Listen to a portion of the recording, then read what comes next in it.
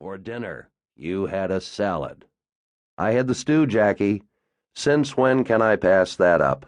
You had a little bowl of stew and a big salad. Okay, so? You don't eat salads for dinner.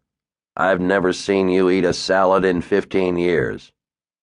So I felt like a salad, Jackie. What are you getting at? You're not drinking as much beer either. Try to deny it. I held up my hands. Guilty. You busted me. You're working out, too, I can tell. You've been bugging me for years to take better care of myself, I said. So now maybe I am. Is there something wrong with that? You finally decided to listen to me? That's what you're telling me? Is that so hard to believe? Yes, Alex, it is. You've never listened to me, not once. The door opened at that moment, saving me from Jackie's third degree. It was my friend and neighbor, Vinnie LeBlanc, bringing in a blast of cold, wet air. Holy Christ, Jackie said. You can smell the snow coming. It makes my bones hurt. Who's winning? Vinnie said as he took off his coat. It was a denim coat with a fur collar, the only coat I'd ever seen him wear, no matter how cold it got. He was an Ojibwa Indian, a member of the Bay Mills community. He had moved off the reservation a few years ago and had bought the land down the road from mine and had built his own cabin. We were friends for a while, and then we weren't. Then I helped him look for his brother. What we found was a hell of a lot of trouble, but somehow we also found our friendship again, just like that, without a word. Wings, I said, 2-1.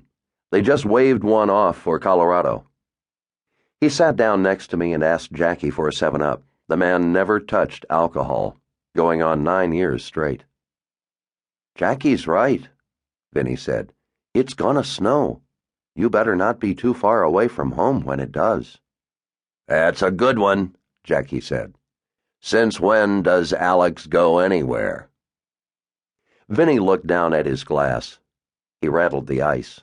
He had a smile on his face, a smile so subtle you wouldn't even see it if you didn't know the man as well as I did.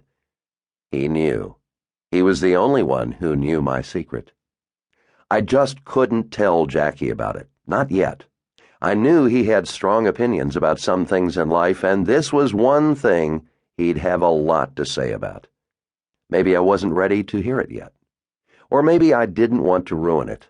Maybe talking about it in the light of day would make it all vanish like a fever dream. For whatever reason, I kept my mouth shut that night. I was happy to sit by the fire and watch the rest of the hockey game.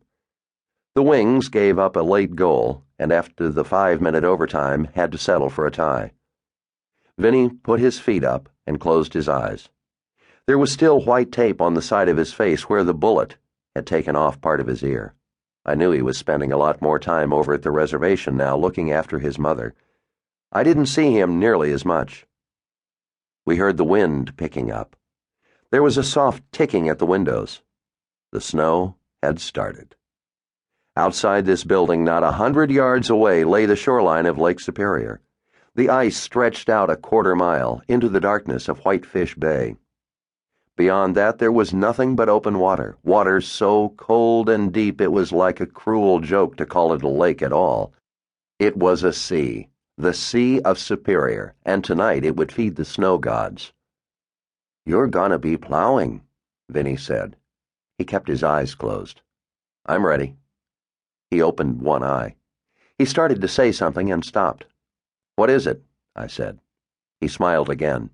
2 smiles in one night. You're not going anywhere tomorrow, he said. You're gonna be stuck here.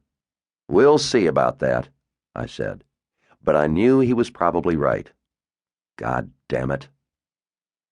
We finally left around midnight. I said goodbye to Jackie, and he dismissed me with a wave of his hand.